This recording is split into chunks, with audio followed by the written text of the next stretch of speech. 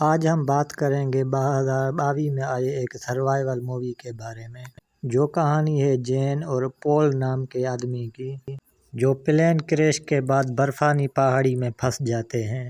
کہانی کی شروعات ہوتی ہے اور ہم جین نام کی ایک لڑکی کو دیکھتے ہیں۔ جین ایک لائٹ ہاؤس میں رہتی ہے۔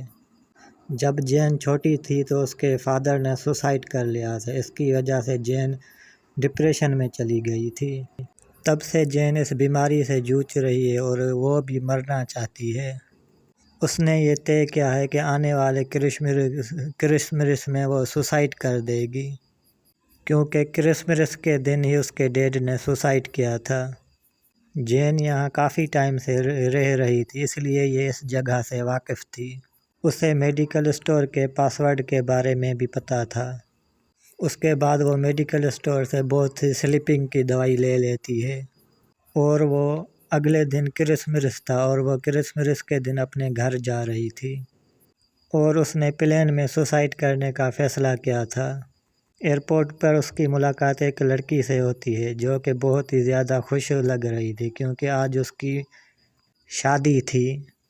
کچھ دیر بعد جین کی ملاقات ایک پول نام کے آدمی سے ہوتی ہے، جو کہ وہ بھی اپنی فلائٹ کا ویٹ کر رہا تھا اور دونوں کی فلائٹ میں ابھی کچھ ٹائم باقی تھا، اسی لیے دونوں بیٹھ کے باتیں کرتے ہیں اور دونوں کے بیچ میں کافی دوستی ہو جاتی ہے۔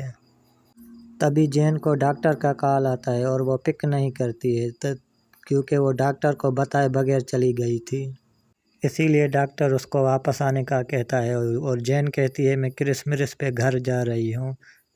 وہ جا کے فلائٹ میں بیٹھ جاتی ہے، تبھی وہاں پر پول آتا ہے اور پول کی سیٹ بھی اس کے پاس والی تھی۔ دونوں اپنی سیٹ پر بیٹھ جاتے ہیں اور سفر شروع ہوتا ہے، اور تھوڑی دیر بعد دونوں کو نیند آنے لگتی ہے، اسی لیے وہ سو جاتا ہے اور جین ایک لیٹر لکھتی ہے، جس میں وہ لکھتی ہے پول جب تم جاگو گے تو بہت کچھ بدل چکا ہوگا، میں چاہتی ہوں کہ تم اپنی زندگی اچھے سے جیو۔ یہ کہہ کر وہ لیٹر پول کے جیب میں رکھ دیتی ہے، اور پھر جین واش روم میں چلی جاتی ہے اور وہاں پر سوسائڈ کرنے کی کوشش کرتی ہے۔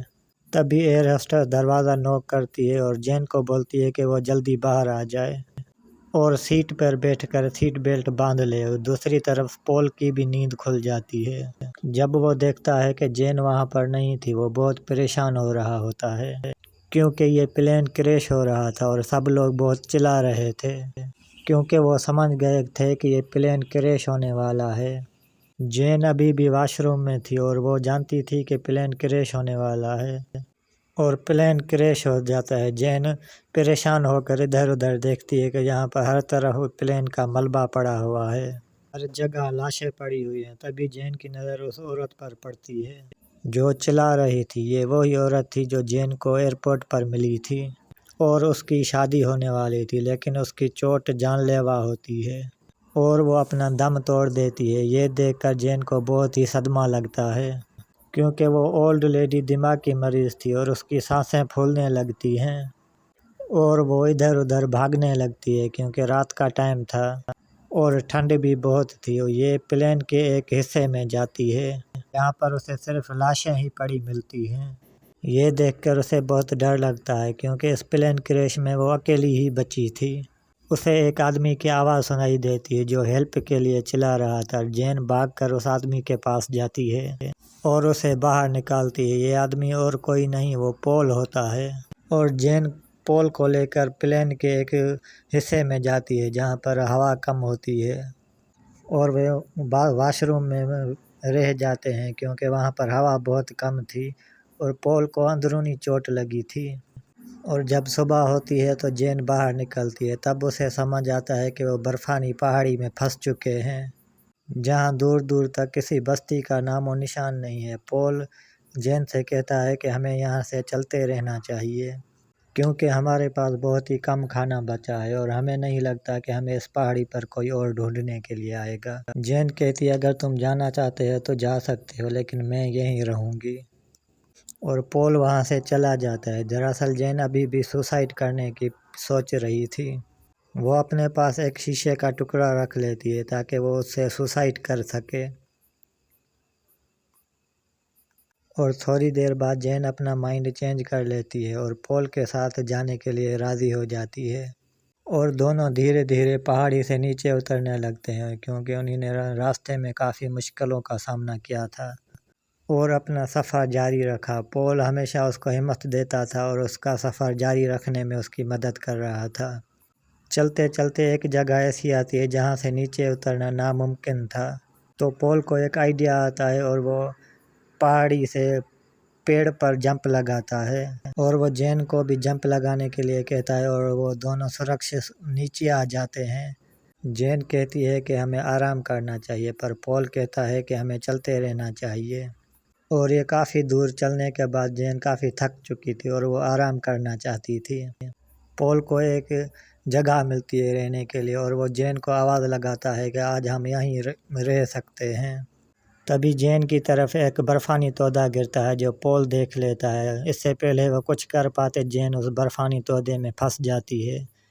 پول اس کی مدد کرتا ہے اور وہ اسے برف سے نکالنے کی کوشش کرنے لگتا ہے۔ جین کا بھی اب دم گھٹنے لگتا ہے اور اسے لگتا ہے کہ اب وہ مرنے والی ہے۔ تبھی پول اسے ڈھونڈ لیتا ہے اور اسے باہر نکال لیتا ہے۔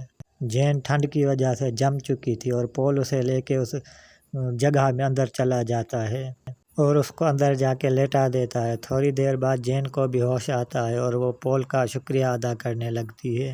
پول کہتا ہے جب میں نے ٹکٹ دیکھی تو میں نے جان بوجھ کے اپنی سیٹ چینج کروا لی کیونکہ میں چاہتا تھا کہ میں تمہارے ساتھ بیٹھوں۔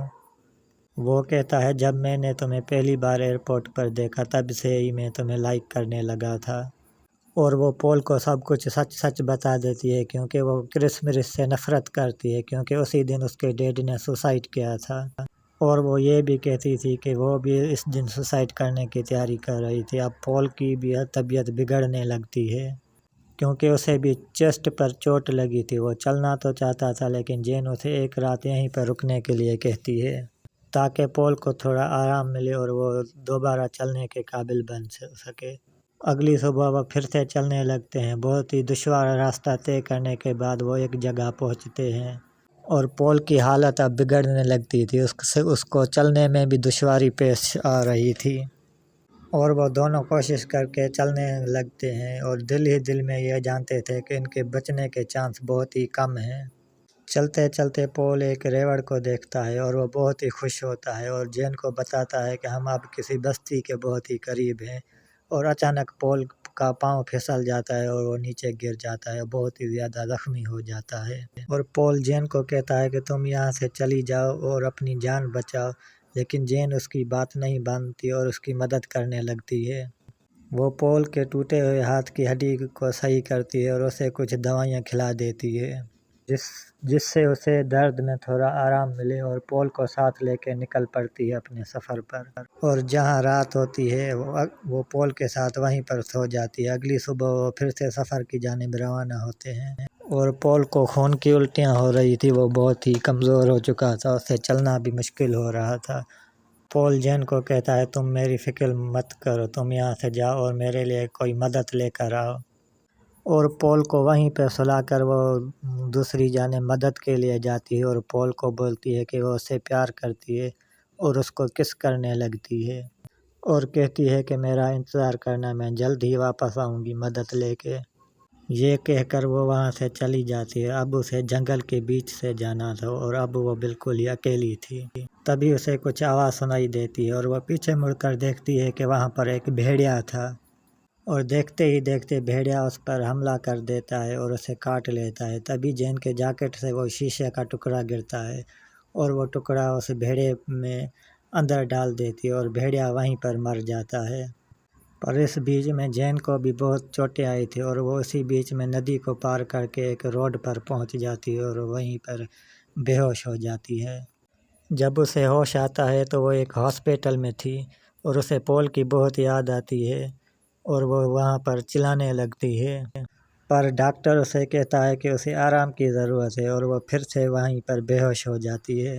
2 دن بعد جب اسے ہوش آتا ہے تو اس کی ماں اس کے پاس ہوتی ہے اور اسے وہ کہتی ہے کہ پول کہاں ہے، مجھے پول کے پاس جانا ہے، اور اس کی ماں اسے کہتی ہے کہ اب پول نہیں رہا اس دنیا میں کیونکہ پول کی بھوک اور پیاس اور زیادہ خون بہنے کی وجہ سے وہیں پر موت ہو جاتی ہے۔ اور ریسکیو ٹیم کو وہیں پر ایک لیٹر ملتا ہے اور جس میں وہ لکھتا ہے کہ تم اکلوتی لڑکی ہو جو اس پلین کریش میں بچ جاتی ہو، باقی سب مارے گئے ہیں۔ اور اس لیٹر میں پول لکھتا ہے کہ ڈیئر جین، میں ہمیشہ تمہارے ساتھ رہوں گا۔ یہ لیٹر پڑھ کر جین بہت ہی زیادہ رونے لگتی ہے۔